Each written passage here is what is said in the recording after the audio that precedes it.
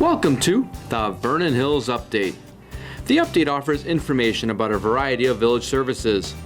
You'll meet a few of your neighbors and you'll find out about upcoming events. On today's show, we'll meet with Hawthorn District 73 Superintendent Dr. Peter Hannigan to learn about projects, plans, and priorities for the pre-K through 8th grade school district. We'll find out about this year's Village Tree and Menorah Lighting celebration, planned for Saturday, November 30th at the Vernon Hills Golf Course.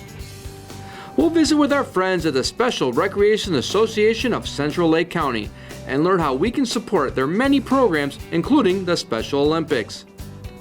And we'll stop by the Vernon Hills Arbortheater to learn how to control stormwater with a rain garden, thanks to a local Girl Scout and her troop.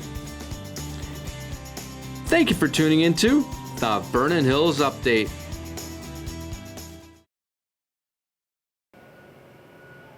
We are at the Hawthorn School for Early Learners. It's a beautiful building coming together. We've been watching this happen. And what a great day to get to talk to Hawthorn District 73 Superintendent Peter Hannigan. We got to talk to him a few months ago when you were new. Now we're going to do a kind of a state of the state wrap up. Excellent. A lot of questions for you. It's going to be exciting. It's exciting. Exciting for sure. Before we start, let's remind people who Hawthorn District 73 is. We've got a lot of school districts, we got a lot of people. What is Hawthorn? Yeah, Hawthorn, 4,000 students, pre-K through 8th grade. We feed into Mundelein High School, Vernon Hills High School, and Stevenson High School. We have 8 schools, soon to be 9 schools here in Vernon Hills at the Hawthorn School for Young Learners. Yeah. So it's an exciting time. It is an exciting time, and Hawthorn is one of those school districts that is renowned. All of our school districts are great around here, but Hawthorn is renowned for its high expectations, its high performance. In fact, you've got a blue ribbon school. Yes. Yeah, we just recently received word that Elementary South is going to be the first recipient of the National Blue Ribbon Award. We'll be going out November 14th to Washington to accept that award, so it's a very exciting for the Aspen Elementary South community. Well, all of these people are together in this. It's like where one goes, they all go together because the teachers work together collaboratively. The programs are the same amongst all the buildings. So it's really an award that's shared by all the schools. Yeah, it's an award for the entire district and for our school board for all the things that they've done over the last few years, pulling us together as one system. Yeah. And that's really the work we're working on right now. We have a number of initiatives I shared back when last time I was on. Right now we're working through professional learning communities and really looking at how we can get our staff to collaboratively work together and look at student learning, and what we're making sure that we're maximizing our time during the instructional day so all students can see academic success. I saw on some of your goal sheets you had, you want 5-year individual plans for each student. So that doesn't mean standardized tests, we all are going to hit that, but if a student has their own goals and they're going to reach those goals. Yeah, we're really looking at whole child student academic success and looking at the social emotional side of that as well. And so as we're working with our staff, we're providing professional development on a regular basis, daily. We're pulling staff over to the district office and making sure our staff really have the resources and support they need so that they can be successful, which then translate into higher levels of student achievement and social emotional success for all of our students. When you talk about that, it's like that joy of learning, that lifelong learning. It isn't teaching to the test. It's the opposite of that. Yeah, it is the opposite of that, and that's really what we're embracing here in Hawthorn, and it's really exciting. So we're currently working through a math pilot where we have our kindergarten through 5th grade teachers piloting 2 different programs out in the schools right now. Okay, so when you say pilot, because I know there's a lot, math has been one of those things where you question it and the parents get involved, so you're looking at some things. So our teachers are testing out the different programs right now with our students to see what is the best program that we want to roll out system-wide for next year. Okay. So. And then one of your goals I saw on the sheet that I got, you've got a lot of goals. I'm telling you, this guy can talk about goals and strategies, and it's really refreshing. Technology and how important technology is in the schools. Yeah, it's critical in our schools. And so recently we took to the Board of Education a recommendation to hire a director of instructional technology. And so we're going to be coming up with a 5-year, one of our goals this year is to come up with a 5-year technology plan and what that rollout's going to look like for our students and our staff. And so we're really excited about that and really looking at how technology is going to enhance our learning environment, really looking at project-based, how we get students to collaborate on different levels through the use of technology. So more than just like how to do an assessment, but how to bring it into the classroom daily, which a lot of teachers are so good at. Exactly. They just know how to do it, but to make that kind of implement it as institutionalize it, I guess. And we have the foundation laid. We just want to look at how we're going to build upon that over the next couple of years. Well, and another thing that we talk about, you hit upon it, it's the joy of learning and how an individual learns and how an individual can improve and how a teacher can meet all that with either help to boost up, and how to get them to there or how to even extend learning. So when we're talking about all these learning things, it's very individualized through Hawthorn. So if you're at the top, you can learn further, and if you need some help, there's help. Yes, yeah. So that's the whole professional learning communities. We're really looking at what do students need to learn and be able to do. Then we're looking at, how do we know students are learning it? But then more importantly, how are we going to intervene if we need to extend learning, we need to push students, or if we have to intervene and bring students up to ensure everybody's meeting those standards. Yeah, so it's an individual standard. It isn't like the school gets a report card and everybody, No. it's the opposite of that. It's individual and everybody doing being the best they can be. Another thing we saw in your goals is honoring the diversity. You said that the majority, you used the term majority minority. Yes, yeah. So we have a very diverse community, and we embrace that.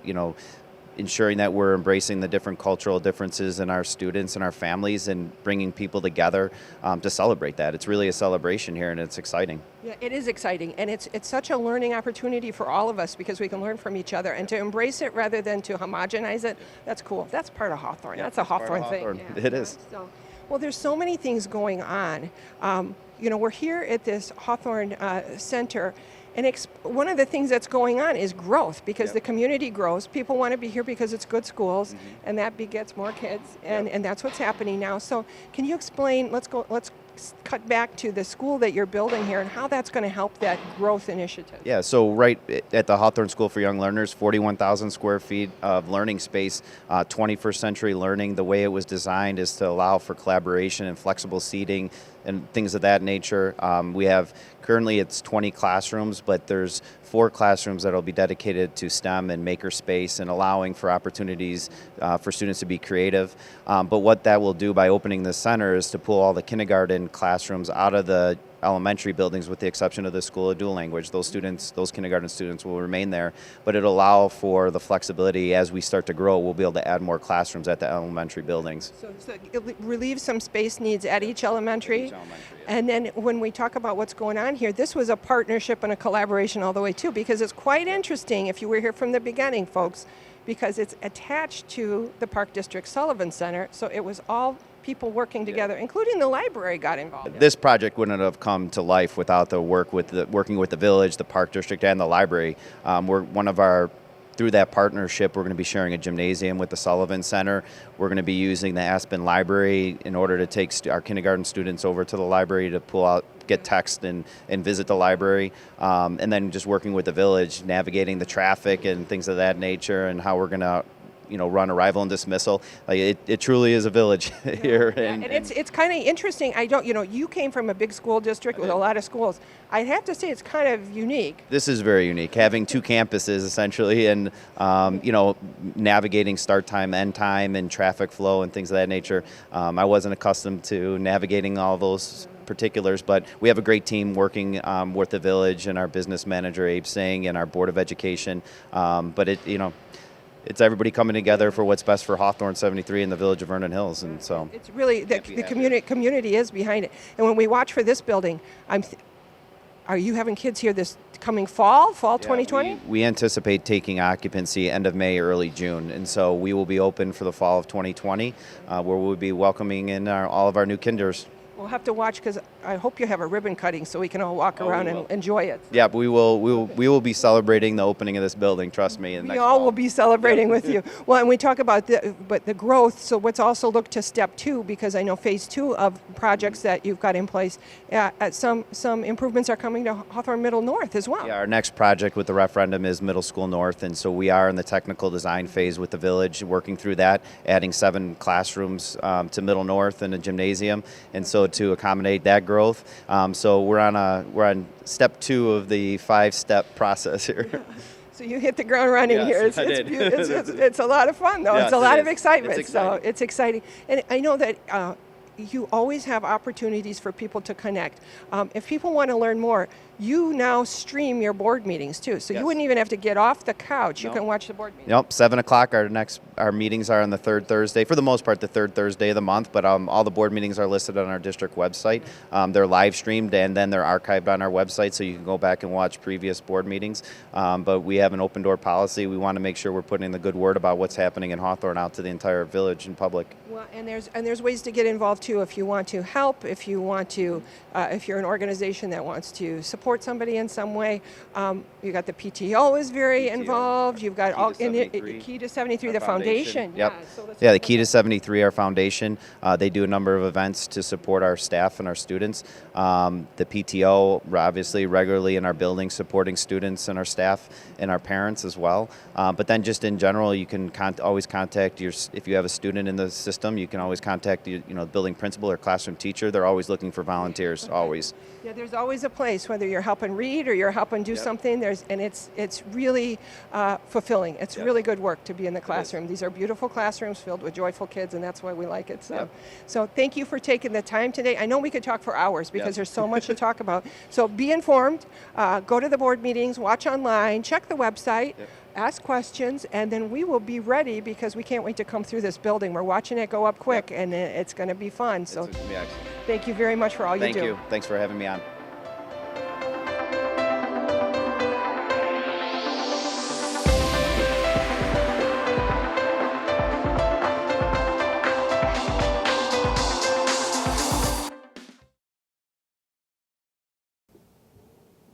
Well, there's a nip in the air as we sit outside here today at Village Hall. We're with Lisa Fishbeck because we're here to find out about the Village Tree and Menorah Lighting Celebration coming up at the end of November. Hard to believe we're already talking about the holidays like that. Oh my goodness, yes. I know, right? Yes, the tree and menorah lighting will be held at the Vernon Hills Golf Course at 291 Evergreen Drive on the 30th of November at 4:30. We have Santa Claus arriving. I've made specific arrangements with him. The mayor will be available and the queens to light the tree and the menorah. We will have cookies and hot chocolate and cider for everyone. We encourage everybody to bring out their families.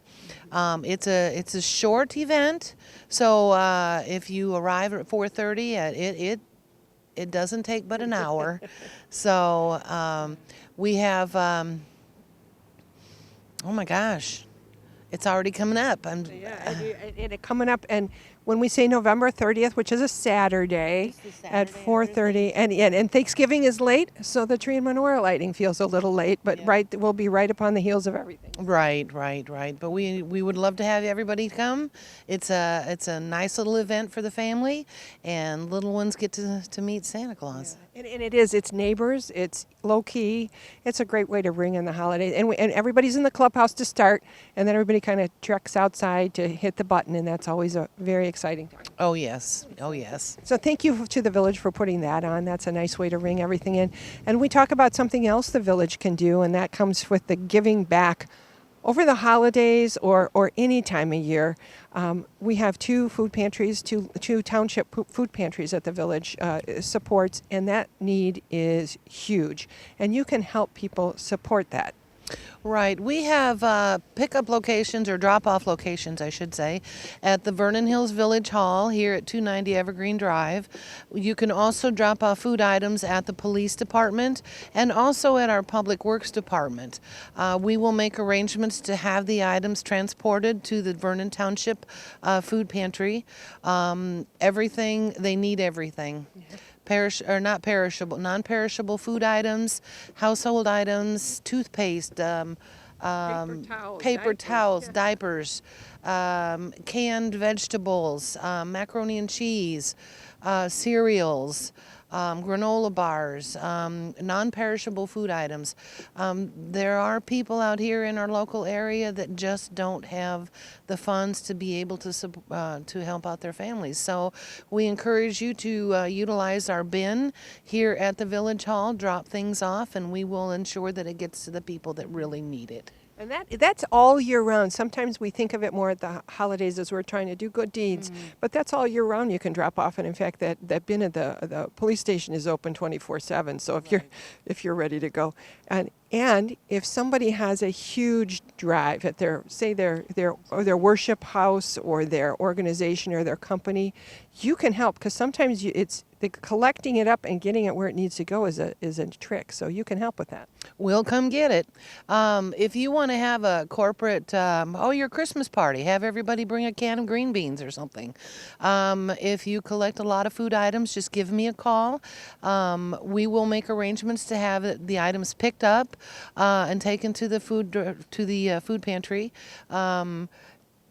Boy Scouts, Girl Scouts, corporate entities, anybody can do this. Anybody can do this. And again, just give me a call. And if I have to come get it, I will. So to make sure that it gets to where it needs to go. And again, that's all year round too. That's all year round, because the need is all year round, and our townships do a lot of work in that area. So. Yes, and if you need volunteer for something, call your local township. There are activities and events that they could use volunteers for. Yeah, and when it comes to Vernon Hills, like straddles the line. Our northern people are in Libertyville Township. Our southern people are in Vernon Township, both doing pantries and all that work. Right. Route 60 is the dividing line.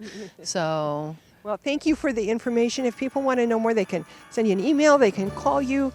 And again, an invitation to that menorah and tree lighting. It's a wonderful time to get together, a great way to start the season. Absolutely. Thank you very much, and happy holidays. Happy holidays to you too.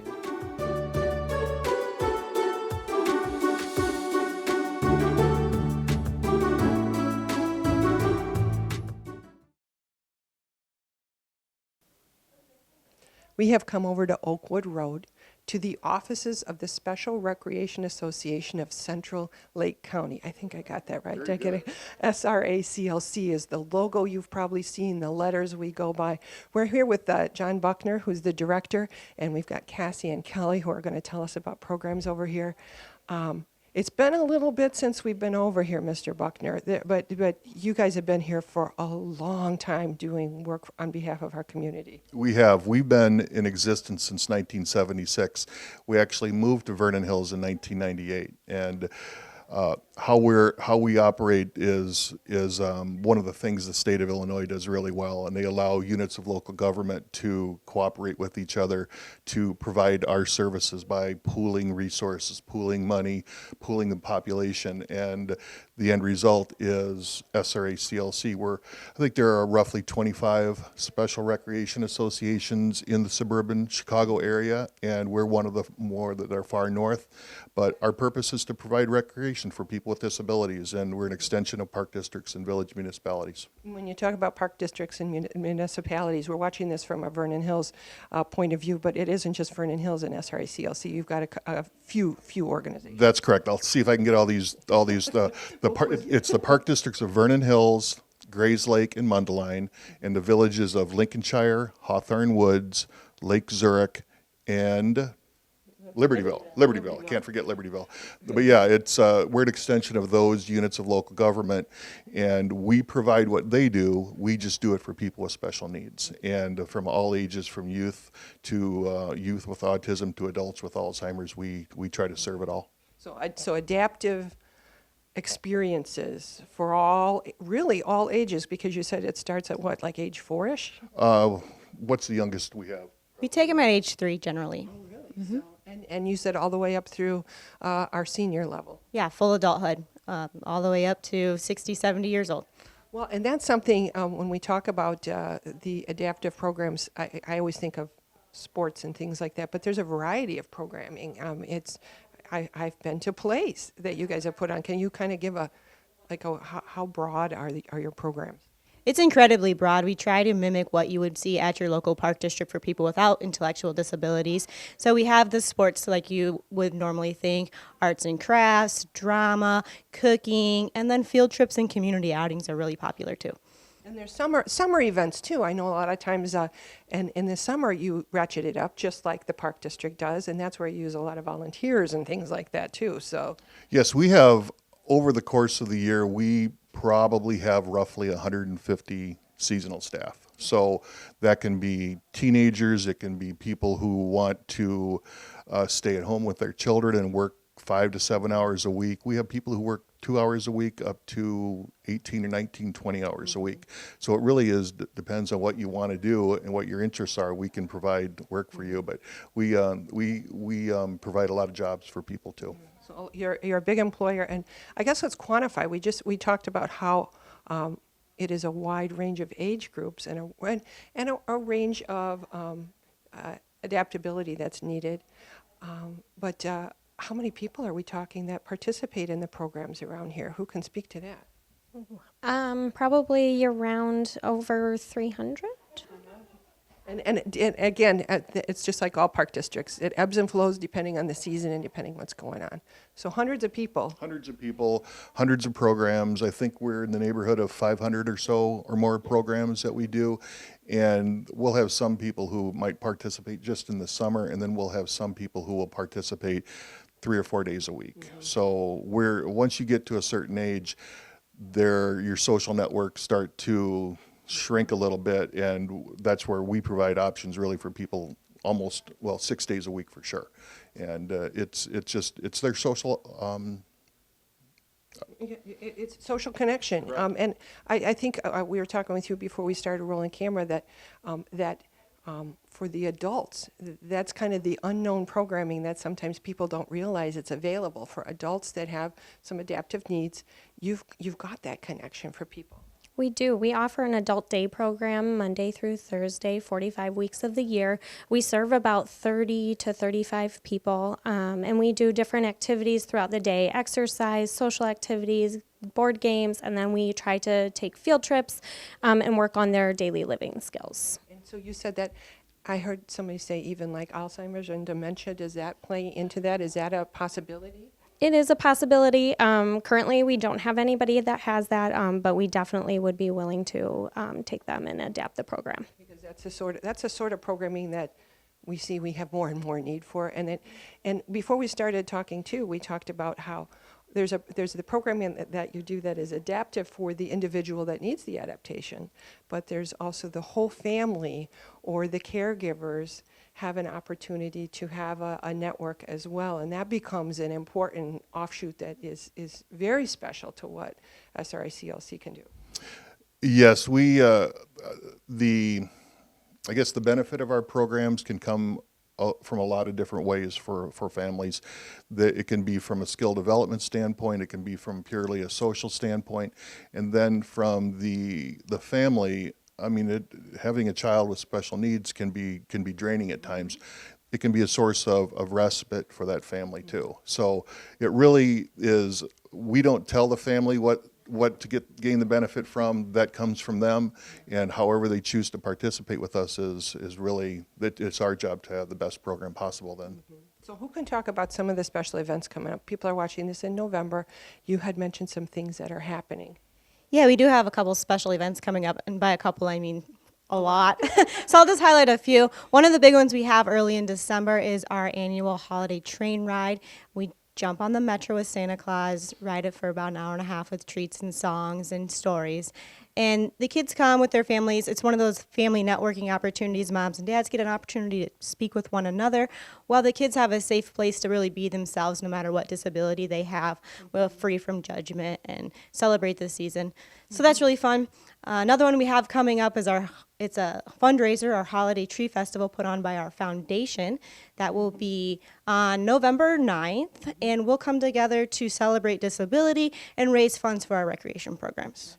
When we talk about, there is a foundation that helps fund all this, because SRACLC, as you mentioned, it's an intergovernmental kind of cooperation, and money gets put in from all these organizations, but there's probably never enough money for the need there is what I'm thinking. Well, the tax levy that's allowed is relatively small. So most of our park districts and village municipalities, it's a very small line item in their budget.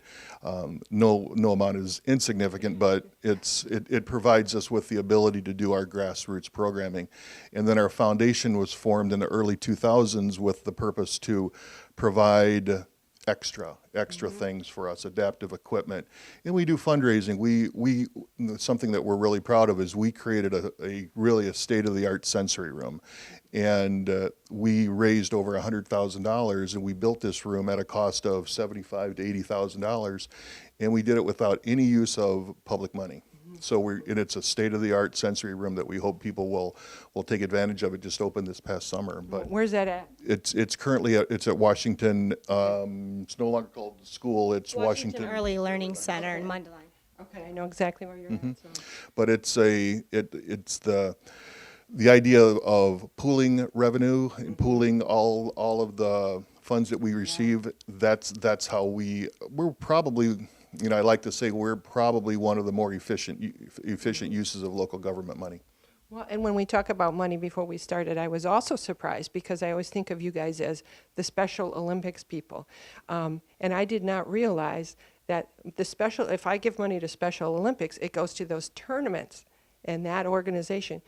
But the work that gets done here to have basketball practice for 13 weeks, to go bowling, that's all SRACLC, and you don't get to have that money. You're preparing everybody so they can compete, but that money doesn't come to you. That's correct. We Special Olympics is a service area for us, and we provide 13 different sports right now, and we provide the training, the grassroots level participation, and to get people to go to the Special Olympics tournaments, and that's generally what you see are the big events that Special Olympics puts on.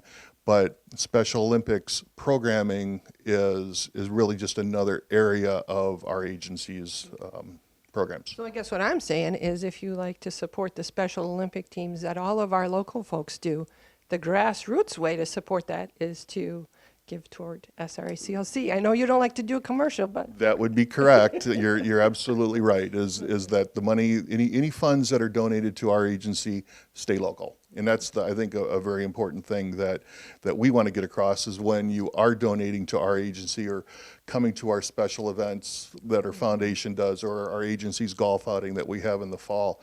That money stays local and it benefits local people, and I think that's a really important thing with fundraising. local people, local families, and if somebody wanted to get involved in an organization, a corporation, an individual, you've got a beautiful website that tells the story very well. You've got these beautiful people here in the office all the time, but I'm sure Kelly is our foundation foundation president. She can probably really speak to how the foundation interacts with the agency and some of the events that the foundation does. So you could connect people up so they could share their resources. I could indeed. So our foundation is made up of local professionals and people that just want to support SRACLC and our mission.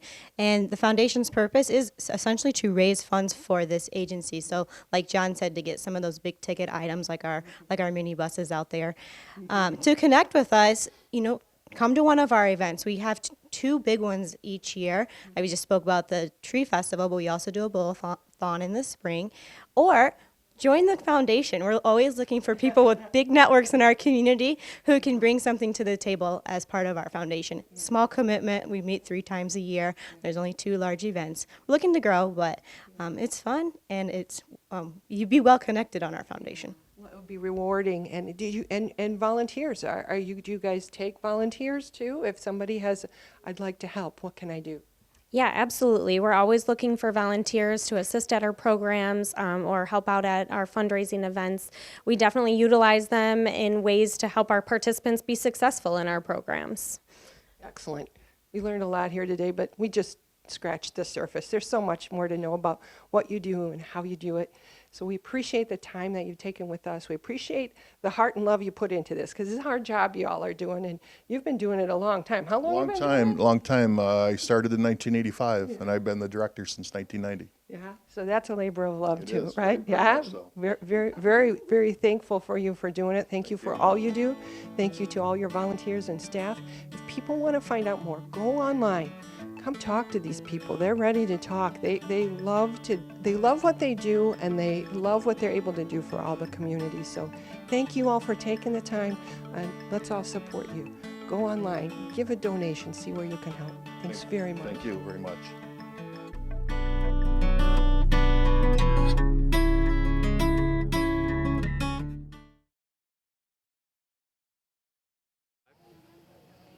We are at the Vernon Hills Arbortheater, beautiful Arbortheater, on a beautiful day. But we're here because there haven't always been beautiful days this summer. We've had a lot of rain. A lot of us have suffered with wet spots in the yard. The Arbortheater had a problem here with water. And so we're here with a Girl Scout who's doing a high-level project to try to fix that. We're with Emily. You're from the local Girl Scout troop 40. I'm reading it off your vest, 40863. So that's our local, one of our local Girl Scout groups, and you're doing your gold project. Is that like the highest of all? Yes, it is the highest award you can get as a Girl Scout. So once you get this done, you are like a queen of the Girl Scouts or whatever you would say. So. Yes. So this is a major project because I know before we talked before you started that it had to be something that benefited the whole community and was sustainable. So after you have moved on to college, this project here lives on and continues to help. That's pretty tough to come up with something. So this here today, what we're doing is working on how to deal with stormwater, and you are building something called a rain garden. Can you kind of just explain what's the good of a rain garden? What is it trying to do? A rain garden is trying to take the water in your yard or wherever it is away so that you don't have any soggy grass, and the native plants have deep roots which will take away the water, so you don't have to put the water any other place because the plants will just take the water. So you're almost trying to magnet all the water to that place with all the native plants that can sustain that kind of wet feet, I guess. So. Yeah. So that's what you guys are doing here, and you've got a variety of plants. They look like all different sizes and shapes, and it looks like the ground was prepared. It looks like it's a little bit of a basin, so is there kind of some layers underneath that, or is it just dirt? It's like a dish so that it can hold the water for a little bit so that the native plants can take the water away. So the idea is once you've got that in there, it's planted, and these are perennials, right? So they're going to come back year after year, so you don't have to deal with this anymore. Yeah, so if there's a drought or something, they're going to come back even after the drought. Oh, really? So if there's a drought, I don't have to worry about them getting too dry. They just are hardy. Yep. Okay. And can you come up with some of the names? I know before we started, we were all talking about the Latin names for things, which are very complicated. But I know in the past you've talked about even simple plants like milkweed are good for you. Yes, milkweed is good, and some grasses that you might want to put in your rain garden are like carex plants. Okay. Any of those are good. Okay. Also, some flowers are rudbeckia and asclepias, which are milkweed. Mm-hmm.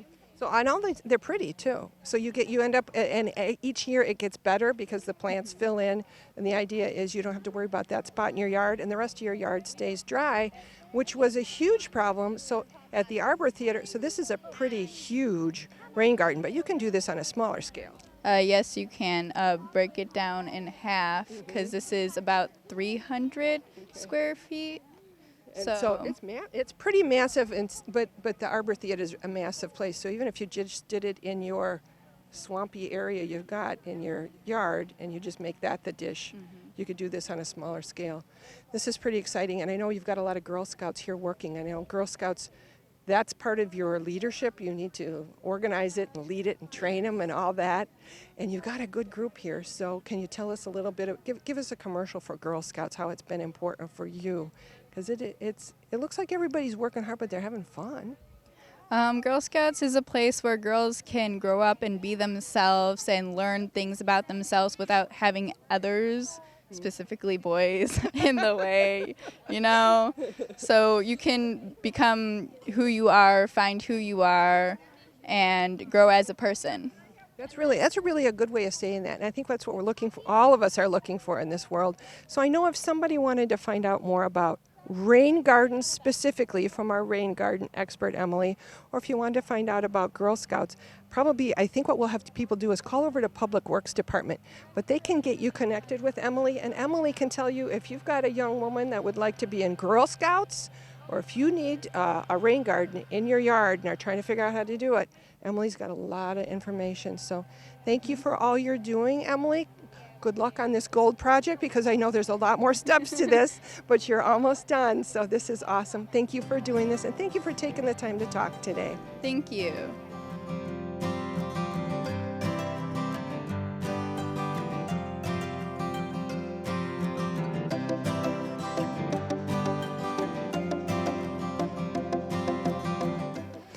Well, we got lots of kids working hard here today.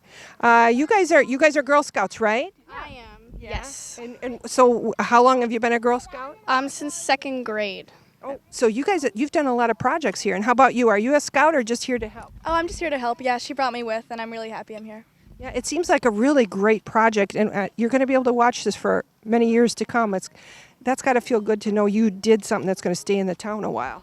Yeah, I can't wait to walk past here and be like, oh, look, I helped plant that garden. It's pretty cool, and it sounds like if you've been in scouting that long, it sounds like Girl Scouts is a pretty good. If somebody wants to, would you encourage somebody to be involved in scouting? Oh, yes. I've been in Emily's troop since the 3rd grade, and I've had so much fun working on projects with her and all the other girls and making a good impact on the community. For sure. Thank you for being here today, girls. Have a good time.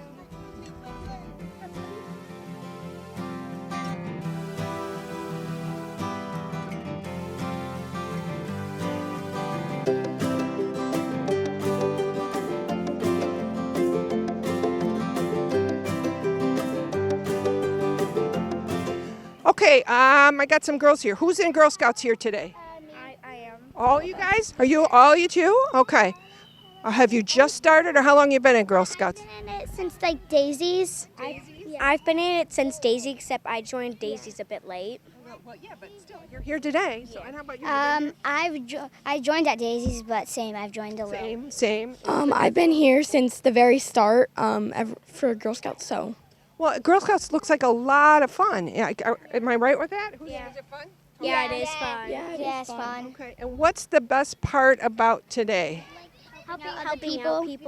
Helping out people. Yeah, helping out. Helping out everybody, and you're going to be able to see this for years to come. So when you come by, just shout out to you guys for all the good work today. Thank you. You're welcome.